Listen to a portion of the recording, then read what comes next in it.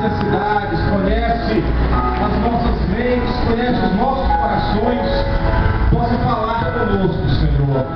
Deus, o Senhor tem liberdade nessa noite de nos exortar, de nos chamar a atenção, Senhor. O Senhor pode nos ensinar o que o Senhor quiser através da Tua palavra. Edifica a Tua igreja, consola a Tua igreja, pois nós estamos na Tua presença, Senhor, nessa oportunidade para aprendermos de Ti, Senhor. Aqui, meu Deus, nós não procuramos glória para si próprio. Senhor, não há, Senhor, espaço para a glória do homem, pois o homem não tem glória, Senhor. Então, ó Deus, glorifica o Teu nome, ensinando, instruindo a Tua igreja. Abre o nosso entendimento, dá-nos a revelação dentro da Tua palavra, da forma como o Espírito Santo inspirou, para que nós possamos entender que a Tua palavra não entra somente nos nossos ouvidos, mas que ela desça e encontre terra boa, Senhor, para frutificar em nossos corações. Portanto, Espírito Santo, o Senhor é o mestre, o Senhor é o professor, o Senhor é o grande aqui em nosso meio nessa noite. E eu te peço em nome de Jesus, vem nos ensinar, vem nos instruir nessa noite, através da Tua palavra, para a glória do Deus Pai. E assim nós oramos, te agradecemos, entregamos a Ti, Senhor, todo o estudo, e entregamos a Ti também as nossas vidas, em nome do Senhor Jesus. Amém? Amém. Graças a Deus. Aleluia. Glória a Deus. E eu saúdo a meus amados irmãos nessa noite, com a graça e a paz do Senhor Jesus. Amém? Amém.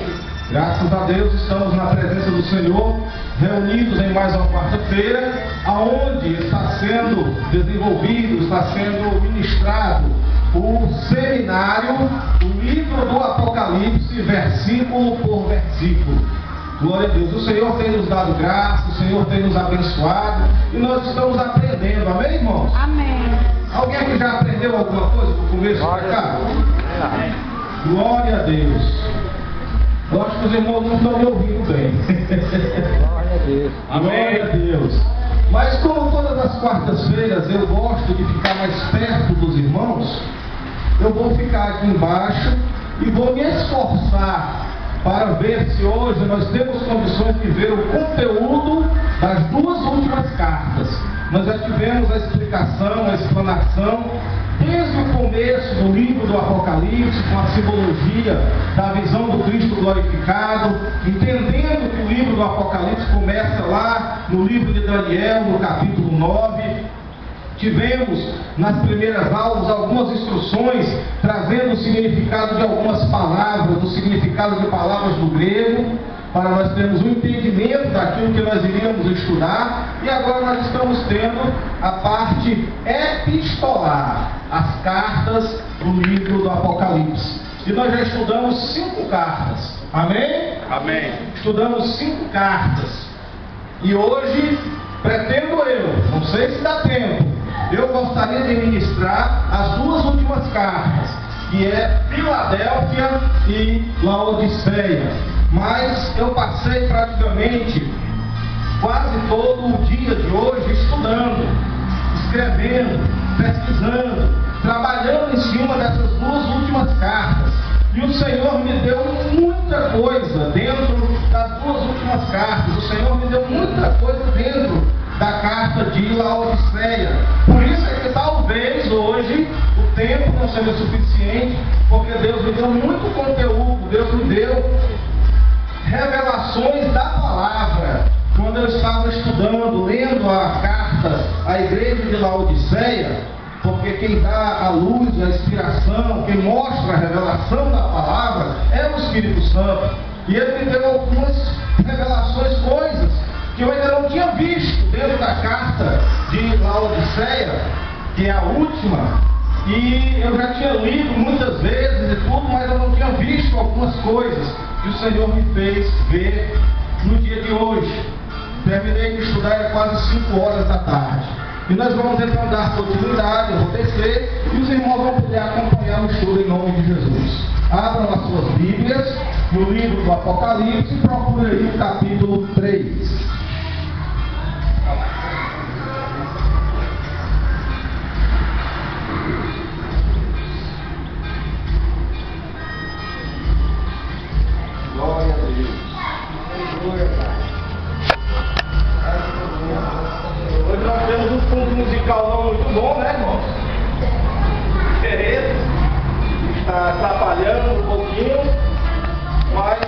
concentrarmos naquilo que nós estamos fazendo, Deus não vai permitir que o fundo musical aí atrapalhe aqui o nosso conhecimento, o nosso entendimento dentro da palavra de Deus. Quase todas as vezes que eu começo o estudo, eu faço uma revisão, não é? Daquilo que eu já ensinei. Mas nós já estamos terminando as duas últimas cartas. E cada carta do livro do Apocalipse, ela corresponde a um período da história da igreja do Senhor Jesus Cristo na face da terra. Amém? Amém. Vocês entenderam isso antes de tudo, sim ou não? Sim. Nós chegamos agora à fase final da igreja na face da terra. Nós chegamos na igreja de Filadélfia, que é a igreja do amor fraternal. É o que significa a palavra Filadélfia. Eu recebi muito conteúdo, irmão, sobre essas duas últimas cartas do livro do Apocalipse. Glória a Deus. Filadélfia, capítulo 3, versículo 7. Do versículo 7 até o versículo 13. Vamos lá, todas as vezes quando eu começo o ensino do Apocalipse, eu falo a respeito do significado. Então vamos ver. Filadélfia significa literalmente amor fraternal. Fraterno, irmãos. Amor verdadeiro entre irmãos. Amor fraternal. Frater é uma palavra em latim que quer dizer irmão. Glória a Deus. No tempo que a missa era rezada em latim, o padre dizia assim: oraper frater. Eles diziam: oremos, irmãos. Isso é latim. Fraternal significa amor fraternal. Filadélfia, localização, região, lá onde ela ficava, na Ásia Menor, ela ficava a 50 quilômetros ao sudoeste da cidade de Sardes. Só 50 quilômetros, próximo à cidade de Sardes. E o período histórico, o período do desenvolvimento, o período da existência dessa igreja na face da terra é período histórico de 1750, logo depois da Reforma Protestante, que foi em 1517, nós ainda tivemos cerca de 200 anos para que a igreja se estabelecesse, para que a igreja começasse a trazer novamente o seu conteúdo doutrinário, porque a Reforma Protestante, ela pendeu mais para o lado político do que para o lado reforma religiosa. Por isso que na última carta que nós estudamos, o Senhor Jesus Cristo disse: você, igreja, tem nome de que está viva, mas ainda está morta. Porque ele dizia: eu conheço as tuas obras, mas eu não achei as tuas obras perfeitas diante de mim. Quer dizer, a igreja estava torcendo, estava saindo da vontade de Deus. Mas a partir de 1750, a igreja entrou no plumo. A igreja pegou os trilhos da glória e da vontade de Deus. E Deus começou a levantar homens poderosos. E a partir de então, nós temos um período da igreja fraternal, da igreja Filadélfia. Começa em 1750. E eu queria que terminasse. Quanto é hoje do mês? Hoje é 8. Eu queria que a história de Filadélfia terminasse no dia 8 de de fevereiro de 2012. O que é isso? Foi. Eu queria muito que a história de Filadélfia, eu queria que o período de Filadélfia terminasse no dia 8 de fevereiro de 2012. E daqui a 5 minutos a trombeta tocasse e nós pudéssemos seguir e ir embora na direção do noivo, dando a Deus desse mundo velho, que está podre, que está em trevas e que não está prestando mais para nada.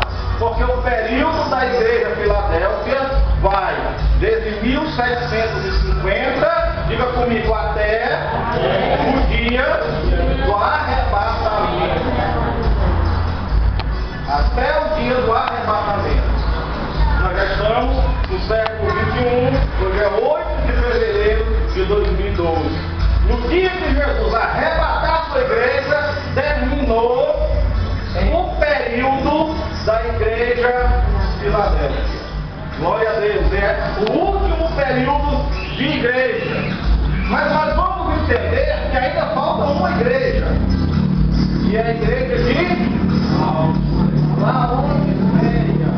Ora, se o período das igrejas encerra em Filadélfia no dia do arrebatamento da igreja, então como ainda está faltando uma igreja, porque Filadélfia é a 6ª igreja e as cartas são dirigidas às 7 igrejas da Ásia, qual é então o período da igreja de Laodiceia? Alguém arrisca dizer? Não? Não. O período da igreja de Laodiceia é o mesmo período da igreja de Filadélfia, com uma exceção. Laodiceia continua depois do arrebatamento da igreja. É a igreja que não vai ser arrebatada. É a igreja que vai mergulhar na grande tribulação. E se vocês continuarem aqui comigo durante esse estudo, até terminar as duas últimas fases das duas últimas igrejas, você vai descobrir que o Senhor Jesus Cristo já profetizou isso há muito tempo. Glória a Deus. Que uma grande parte da igreja, por não estar preparada, não vai ser arrebatada e vai entrar no período da tribulação. Glória a Deus. Então nós temos duas igrejas durante o mesmo período. Glória a Deus. Duas igrejas vivendo juntas. Duas igrejas se congregando juntas. Duas igrejas, Filadélfia e Laodiceia. Uma sobe e a outra fica. Uma vai para a glória sendo arrebatada. A outra fica na terra, mergulha na tribulação para ser arrebentada. Uma arrebatada, a outra arrebentada. Glória a Deus.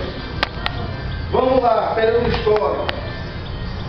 Igreja Filadélfia representa a igreja avivada e missionária, começando em 1750, logo depois de 1750 surgiu a primeira missão transcultural e nunca mais parou. A igreja começou a pregar o evangelho, a igreja começou a enviar missionários, a igreja começou a invadir, crescer no campo estrangeiro, e até hoje nós estamos trabalhando no campo missionário. Tudo bem? Avivada e missionária. Filadélfia é a igreja avivada e missionária. Versículo 7 diz o seguinte: e ao anjo da igreja que está em Filadélfia, escreve isso, diz: o que é santo e é verdadeiro, e o que tem a chave de Davi, o que abre e ninguém fecha, e o que fecha e ninguém abre. Nós sabemos, no capítulo 1, que o anjo da igreja não é um anjo descido do céu com a guia nas costas. O anjo da igreja do qual se refere essas passagens são os próprios Pastores das igrejas, que lá, na visão do Cristo glorificado, estão representados por estrelas que estão postas nas mãos, na mão direita do Senhor Jesus. Ele diz: o mistério das 7 estrelas são os anjos, são os dirigentes das 7 igrejas. Amém? Guardados na mão do Senhor. Então, ao anjo da igreja, ao dirigente, ao pastor, ao bispo que estava cuidando daquela igreja. Glória a Deus. Isso diz o santo, que é verdadeiro e que tem a chave de Davi. O que é que significa então chave de Davi? Do versículo 7. É uma referência ao reinado eterno prometido a Davi em profecia do Antigo Testamento. Chave de Davi é uma referência ao reino eterno. Deus prometeu a Davi um reino eterno. Mas nós sabemos que Davi morreu, sim ou não? Então, como é que o reino de Davi seria eterno se Davi morreu, Salomão morreu e todos os seus descendentes morreram? Será que no caso dessa promessa do Antigo Testamento, a palavra de Deus falhou? Davi morreu, sim ou não? E como é então que o seu reino seria eterno? Glória a Deus. Davi, prometido a Davi, que agora se cumpre em seu descendente direto, Jesus Cristo. Amém? Vamos ler aí, abra sua Bíblia, em 2 Samuel, capítulo 7, e versículo 16. No Antigo Testamento, nós vamos ver a promessa, nós vamos ver a profecia de que o reino de Davi seria eterno.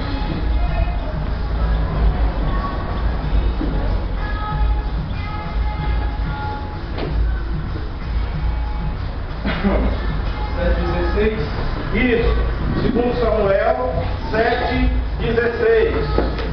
Porém, a tua casa e o teu reino serão firmados para sempre diante de ti. Teu trono será firme para sempre.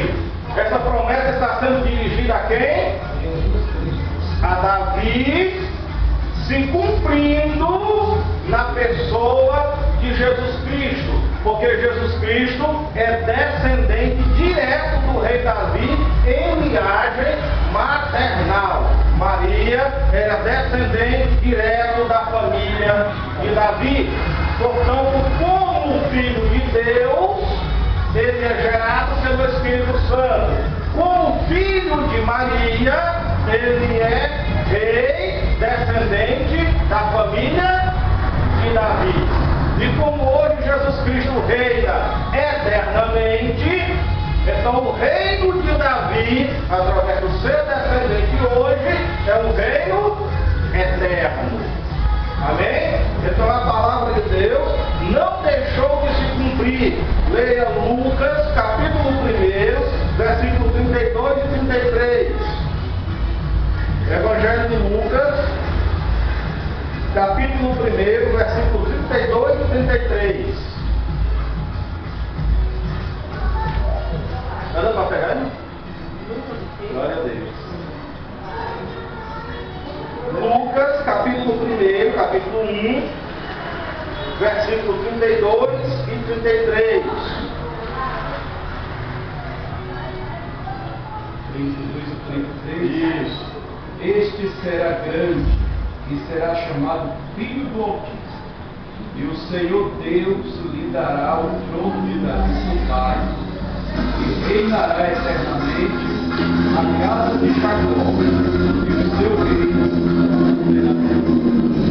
Vemos então que quase nas mesmas palavras em que Deus falou lá no Antigo Testamento através do profeta Natan para Davi, agora está falando pela boca de um anjo enviado do céu para Maria, dizendo que aquele descendente de Davi reinaria eternamente. Então, quando você lê no livro do Apocalipse sobre a chave de Davi, você agora entende que é uma referência ao reinado eterno que Deus havia prometido para Davi. Amém? Amém. Glória a Deus. Também dentro do versículo 7 está escrito: abre e ninguém fecha, fecha e ninguém abre. Glória a Deus. Isso está falando de quê? Ele diz que tem a chave, versículo 7. A chave de Davi, o que abre e ninguém fecha, e fecha e ninguém abre. Glória a Deus. O que é que isso significa? Isso fala de autoridade absoluta. Ou seja, Jesus está dizendo: eu, Rei dos Reis, da descendência de Davi, faço o que eu fizer, ninguém desmancha. É isso que ele está dizendo. Quando eu faço uma coisa, ninguém desmancha. Se eu abrir uma porta, ninguém pode fechar. E se eu fechar uma porta, ninguém pode abrir. Ele está dizendo: eu, Jesus, descendente de Davi segundo a carne, de acordo com a genealogia e os homens, tenho nas minhas mãos o reino eterno que foi prometido. E o que eu fizer está feito. E ninguém desmancha. Chama-se autoridade absoluta. Amém, irmão? Amém. Às vezes, nós ficamos temerosos, né, irmão? Que tem crente, tem cristão, que às vezes se preocupam mais com o que o diabo vai fazer do que o que Deus prometeu, né? Fica morrendo de medo. Ah, será que o diabo vai me atacar? Será que ele vai fechar minha porta de emprego? Será que ele vai fazer isso? Olha, meus irmãos, o Deus que nós servimos, o nosso Senhor e o nosso Salvador, Ele é um Rei eterno que tem todo o poder, tanto no céu como na terra. E o chamado diabo, Satanás, só faz aquilo que ele, Jesus, permitir que ele faça. Se Jesus disser assim: esse aqui é meu servo, não toque, você acha que ele vai desobedecer? Se Jesus disser assim: abrir a porta para ele, o diabo pode fechar? Porque ele tem poder absoluto. Amém? Ou seja, Jesus está dizendo: o que eu fizer, ninguém desmancha. Ninguém. Acabou. Nem no céu, nem anjo, nem potestade, nem principal, nem demônio no inferno, ninguém desmancha o que Jesus Cristo decretar. É o que ele está dizendo aí: olha, igreja, a porta que eu abro, foi o que ele disse? E se eu fechar? Tá bom. Ninguém está incluído no universo todo? É muita autoridade, né, irmão? Nas mãos do Senhor Jesus Cristo. Jesus falou assim: eu vou referência do reino eterno de Davi agora. Continuado em Jesus Cristo. Obrigado. Glória a Deus. Vamos lá, vamos continuar. Ninguém pode desmanchar o que ele fez. Versículo 8. Uma porta aberta que ninguém pode fechar. Vamos ler. Eu sei as tuas obras. O que é que ele está dizendo, pastor Severo? Vejo tudo que você está fazendo. Tudo isso. O que é que ele está dizendo, pastor Francisco? Isso. Diretamente, Jesus Cristo está dizendo: eu estou te vendo. Essa expressão, irmãos, é porque é o grego, é uma língua, sabe, difícil de traduzir. Às vezes nós não temos aqui na língua portuguesa algo que realmente represente aquilo que ele queria dizer. Mas você sabe que a raiz dessa frase quer dizer: eu estou olhando para você bem de pertinho. É isso que ele queria dizer quando ele dizia: eu conheço as tuas obras. Pronto, ela está dando aqui como é que é. Estou de olho em você. É isso que Jesus está dizendo quando ele diz, é porque essas cartas foram escritas em grego. E às vezes, para formar uma única palavra na língua portuguesa, tem que criar 3 palavras de grego. Mas se você for atrás da raiz dessa frase, irmão, é profunda. Ele está dizendo assim, eu estou olhando para você bem pertinho, viu? Estou te vendo. É isso que ele está dizendo nessas frases, eu por isso suas obras. Glória a Deus. Se nós tivéssemos, se muitos dos crentes tivessem esse entendimento, não andavam fazendo besteira. Não andava por aí, achando que está escondido, fazendo coisa errada, lá ninguém está vivendo, ninguém vai saber, ninguém vai descobrir. Não adianta. Jesus, que tem os olhos como chama de fogo, prescrutação, vê tudo, onisciência, que tem os 7 Espíritos de Deus, ele diz, eu estou te vendo. Ah, se a igreja tivesse essa consciência. Muita coisa errada que estão fazendo por aí, não fariam. Por quê? Porque quando fosse fazer, opa, ele está me vendo bem pertinho. Ele está me vigiando, ele está me olhando. Eu não vou fazer. Estão me entendendo, irmãos? Amém. Isso seria uma consciência na igreja, que poucas, não é muita gente que tem. Eu sei as tuas obras. Eis que diante de ti pus uma porta aberta. A porta que ele abre, ninguém pode fechar. Você vai já descobrir que é verdade. Pus uma porta aberta que ninguém pode fechar. Tendo pouca força, guardaste a minha palavra e não negaste o meu nome. Vamos falar sobre a porta aberta que ninguém pode fechar. Jesus está falando da pregação do Evangelho e da obra missionária. Essa porta aberta que ele está dizendo para Filadélfia, ele diz assim, eu pus diante de ti uma porta aberta e ninguém pode fechar essa porta. Irmãos, o diabo é o príncipe desse mundo, sim ou não? A Bíblia diz que esse mundo jaz no maligno. E essa palavra jaz, ela significa mergulhar. Na expressão que ela foi escrita. Diga.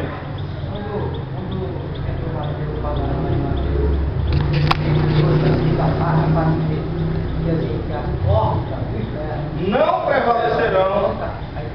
Isso. Está falando sobre isso aí. A porta aberta que Jesus abriu, que ninguém pode fechar. Agora me diga, nós não estamos aqui no mundo? E o mundo não está mergulhado no maligno? E Satanás não é o príncipe desse mundo, o príncipe das potestades do ar? Por que que durante as eras da igreja ele não atrapalhou a pregação do Evangelho? Por que que ele não parou completamente a pregação do Evangelho? Por que que o Evangelho está sendo pregado até hoje? Porque a porta que Jesus abre, Porque a porta que Jesus abre, ninguém. Aquele fechar também está luz. Entendeu, irmão? Porque Jesus disse assim para Filadélfia, eu abri uma porta diante de vocês. E ninguém pode fechar essa porta. Essa porta é a porta da evangelização do mundo. Agora veja uma coisa, do qual você vai entender que muita gente dessa geração está enganada. Tem muita gente achando que para a igreja cumprir a sua tarefa, a igreja precisa de se encher de poder político e econômico, senão não consegue pregar o Evangelho. Mas Jesus Cristo não disse isso. Jesus Cristo disse, sabe o quê? Eu abri diante de vocês uma porta, ninguém pode fechar, mas dentro das condições que eu lhe dou, você, igreja, tem pouca força no mundo. Mas mesmo assim ninguém fecha a porta de eu abrir diante de vocês. Vocês estão entendendo?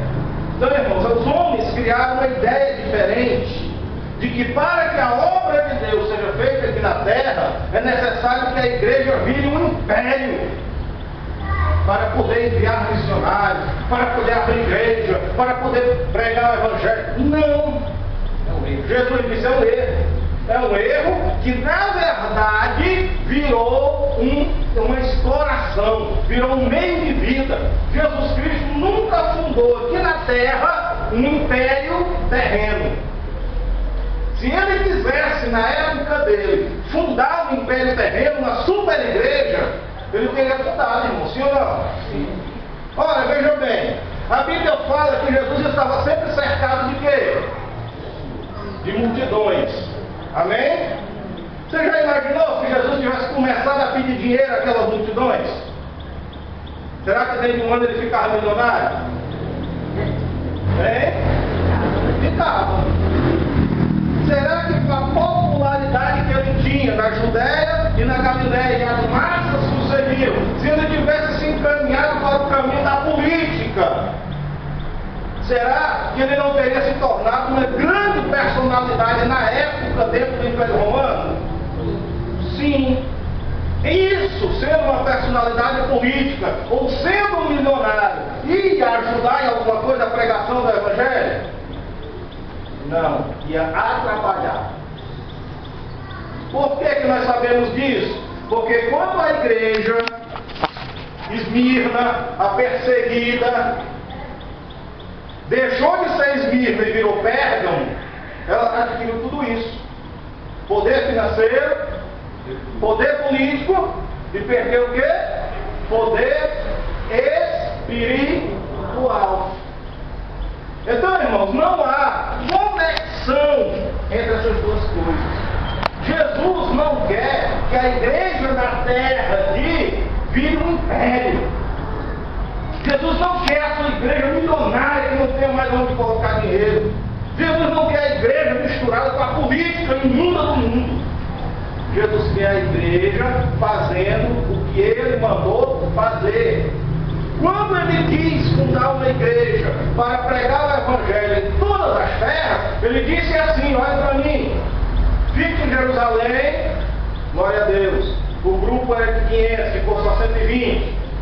Fiquem em Jerusalém e esperem até que do alto vocês sejam revestidos de poder. Glória a Deus. Olha aí a condição de Jesus. Para a igreja efetuar a sua tarefa na terra, ela precisa estar cheia do poder de Deus. Aleluia. Você sabe, no tempo, glória a Deus, de John Wesley, você sabe o que foi que na época a rainha da Inglaterra falou? Não? Ela disse: olha, eu não tenho medo de nenhuma nação com seus exércitos, mas eu tenho medo de um crente quando entra dentro de um quarto e se coloca de joelho.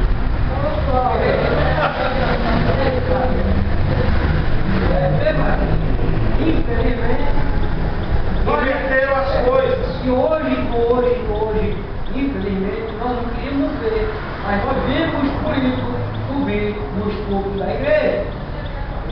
Não é só isso. É uma misturada. A ideia dos homens hoje é o contrário. A igreja tem que virar um império para poder ter poder diante da representação política, representação empresarial, representação disso, daquilo e daquilo outro. E você sabe o que acontece com isso? Perde poder de visão espiritual. Ficam fazendo a obra, mas quando Jesus olha, diz assim: eu não estou achando a obra de vocês perfeita diante de mim. Vocês estão fazendo, mas não é do jeito que eu mandei. Por quê, irmão? Será que o meu discurso está errado? Leia aí na Bíblia o que é que ele diz sobre Filadélfia, a igreja do amor fraternal, a igreja que vai ser arrebatada. Me diga aí na Bíblia se essa igreja é um poderio mundial, econômico, financeiro, político. O que é que ele diz sobre ela? Pus diante de ti uma porta aberta que ninguém pode fechar, porém tu tens o quê? Pouca força. Glória a Deus. Mas mesmo sem força, essa força que ele está falando, é dizendo o seguinte: olha, você não tem influência no mundo. Está entendendo? Você não tem influência no mundo. Política, né? Mas você pode cumprir aquilo que eu mandei você cumprir, porque eu vou te abrir a porta para diante de você. E ninguém pode fechar. Provas disso, nós vemos quem? Um homem chamado Guilherme Carey, pai das missões modernas. Ele era semi-analfabeto, ele era sapateiro, e Deus colocou no coração dele a chama dele ir para a Índia pregar o Evangelho, um país completamente em trevas. E ele era da missão batista na época. E quando o conselho batista se reuniu, ele chegou lá e disse: olha, Deus pôs fogo no meu coração e toda a minha vontade é de ir para a Índia pregar o Evangelho. Sabe o que foi que disseram para ele? Disse: olha, primeiro, Deus não está interessado em mandar ninguém para lugar nenhum. Segundo, se Deus fosse mandar alguém para algum lugar, não seria você, um sapateiro ignorante.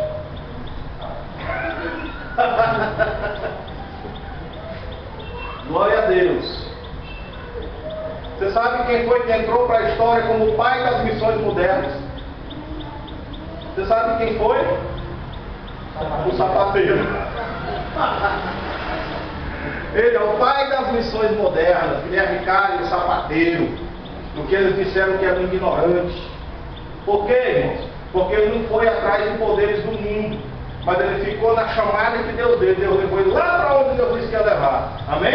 E fez uma grande obra. E seguindo o exemplo dele, Deus abriu a porta de todas essas missões que nós vemos hoje, missões transculturais. Deus levantou um sapateiro quase analfabeto. Tem pouca força, igreja.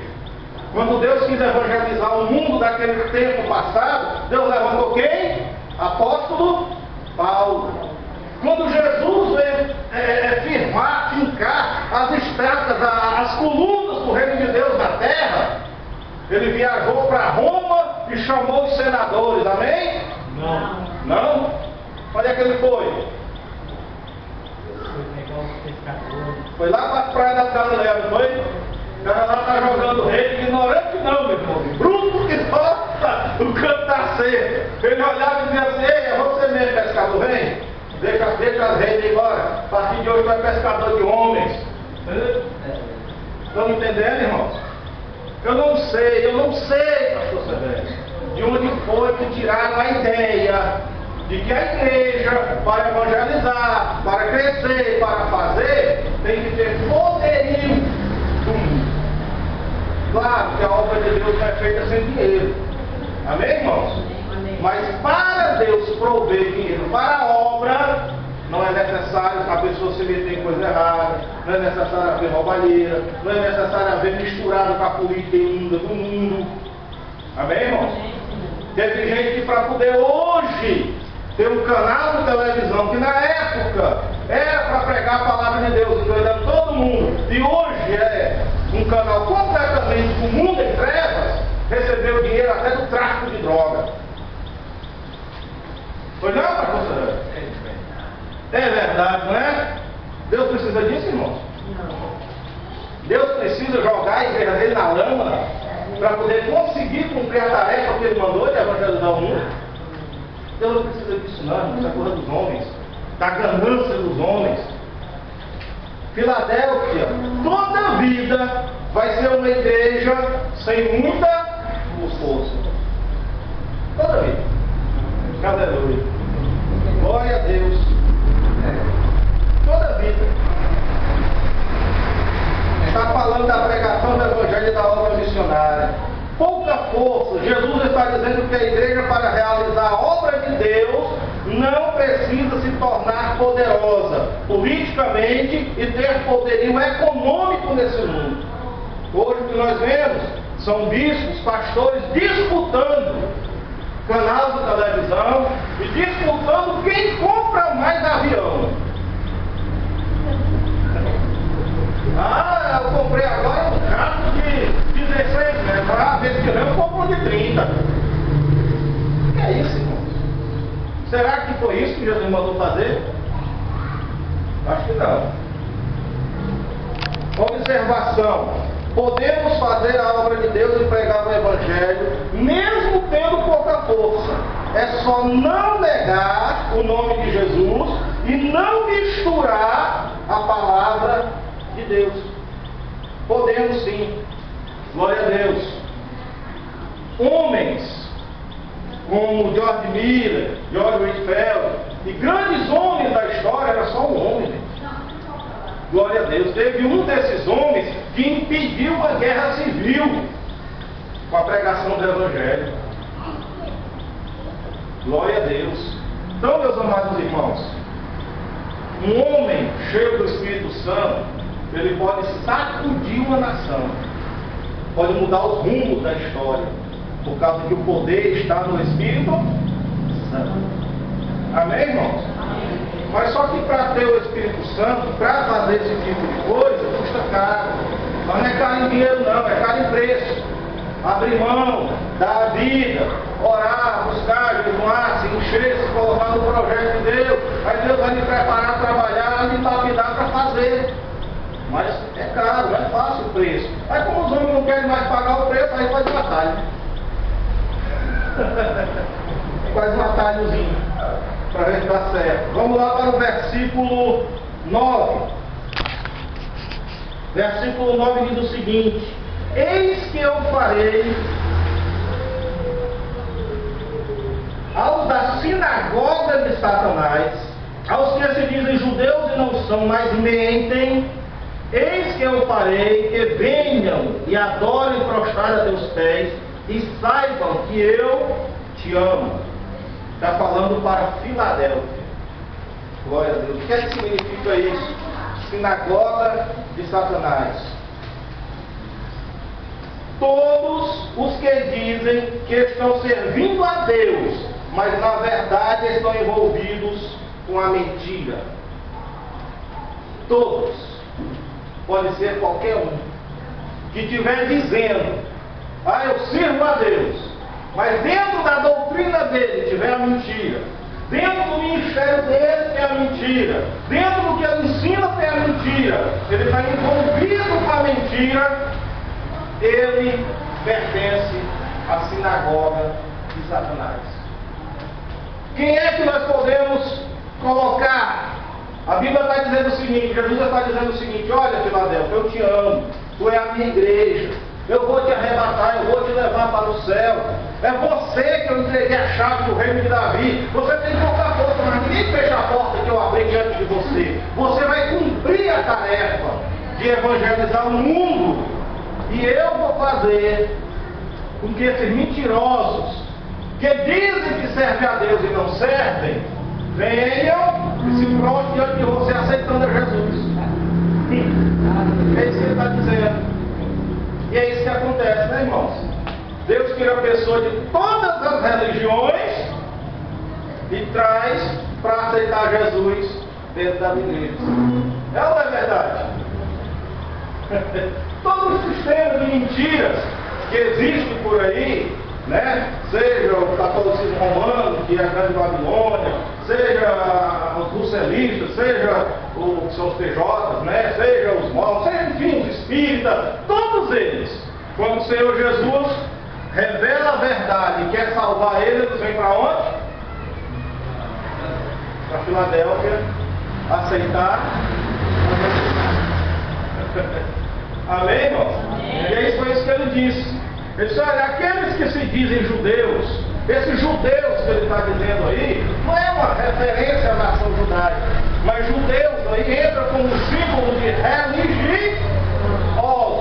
religião, só que é uma religião misturada com a mentira. Amém? Porque ele diz assim, eles dizem judeus, mas não são, mas eles mentem. Pode ler o versículo, que termina em mentira, mas eles mentem. Esses que mentem, que vivem na mentira, eu vou fazer eles virem de lá, Filadélfia, se prostrar dos teus pés para me aceitar como Salvador. Glória a Deus. Ah, mas eles não são grandes, são, tem pouca força, mas tu tem meu Espírito. Amém? E é o que acontece. Glória a Deus. Versículo. Eu estou correndo um pouquinho para ver se está tempo, viu, irmãos? 10. Como guardaste as palavras da minha paciência, também eu te guardarei da hora da tentação que há de vir sobre todo o mundo, para tentar os que habitam na terra. Tem alguém que tem outra tradução? Que não seja essa? Versículo 10. A palavra da minha perseverança, também eu te guardarei da hora da provação todo o mundo inteiro, para experimentar os que habitam sobre a terra. Muito bem. Vocês sabem de que é que Jesus está falando? Ele está fazendo uma promessa para Filadélfia. Glória a Deus. O que é que ele está dizendo? Filadélfia, meus filhos, vocês andam na minha luz. Vai vir uma hora muito ruim para o mundo todo aí. Sabe como é que chama essa hora? Grande tribulação. Mas assim como vocês guardaram a minha palavra com toda paciência, eu vou guardar vocês dessa hora. O que é que ele está dizendo? Filadélfia, eu vou tirar vocês antes da grande tribulação. É isso que ele está dizendo. Amém, irmãos? Glória a Deus. Guardaste a palavra. Mas me diga uma coisa, como é que a gente guarda a palavra, pastor Sandré? É na gaveta? Guardar a palavra. Eu mandei comprar um copo, quase R$2.000 para me guardar a palavra dentro. É assim que a gente guarda a palavra, irmão? É não? Ah, enrolada no pano dentro do guarda-roupa, irmão. Ah, sim! Glória a Deus! Aonde é que Filadélfia guarda a palavra, irmão? Salmo 119, versículo 11.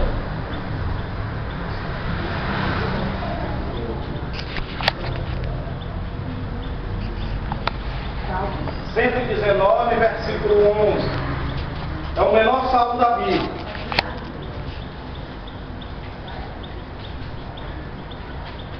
Glória a Deus. O 11 é o menor da Bíblia. É o maior. Escondi a tua palavra no meu coração para eu não pecar contra ti. Glória a Deus. Onde é que esconde a palavra? Para quê? Para não pecar. É o lugar de guardar a palavra. Amém? Para quê? Para não pecar contra ti. Jesus está dizendo o seguinte: vocês guardaram a minha palavra. Aonde? No coração. Por ter guardado no coração, vocês andaram direitinho. Não andaram desmantelados com a vida em pecado. Por isso eu me comprometo, quando chegar a hora da provação que vai vir sobre todo o mundo, eu vou te tirar, guardar, livrar. Amém, irmãos? Qual é então o segredo para não passar pela grande tribulação? Digamos dizer todos, guardar a palavra do coração para não pecar. Amém? Glória a Deus, é isso que ele está dizendo. E ele está fazendo uma promessa. Será que ele cumpre as promessas dele? Ele cumpre, irmãos. Glória a Deus. Como guardaste? Quer dizer, ele já espera que a gente guarde.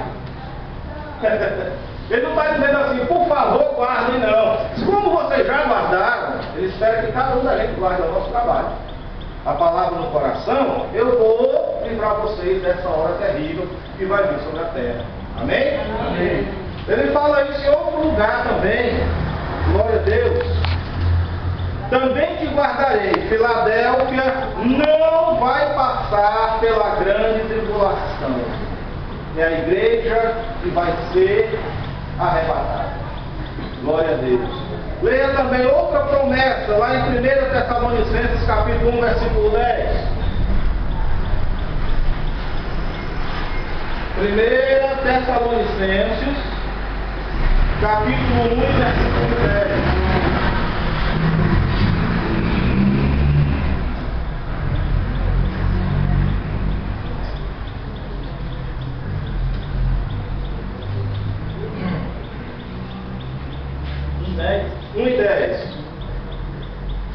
E para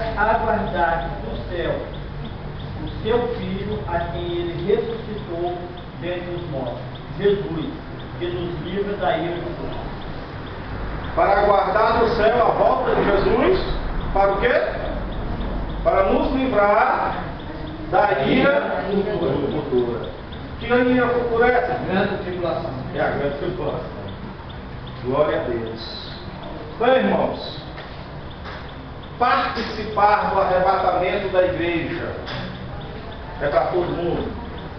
É para quem não está guardando a palavra do coração. É para quem está andando de qualquer jeito. É não. É para quem guarda. E o objetivo de guardar é não pecar contra o Senhor. Essa é a condição que Jesus impõe para nós participarmos da Filadélfia que vai ser arrebatada. Então ninguém julga ninguém, mas qualquer um que não andar dentro dessa condição não vai ser arrebatado. Não, mas o homem é grande, o homem já é patriarca, o homem é bispo, não interessa, irmão. Não interessa. Guardou a palavra no coração? Amém. Andou direitinho com Deus? Andou. Se Jesus vier, vai. Amém? Pode ser grande ou pode ser pequeno. Não importa. Essa é a condição do Senhor Jesus. Só que eu acho muito interessante que sempre Filadélfia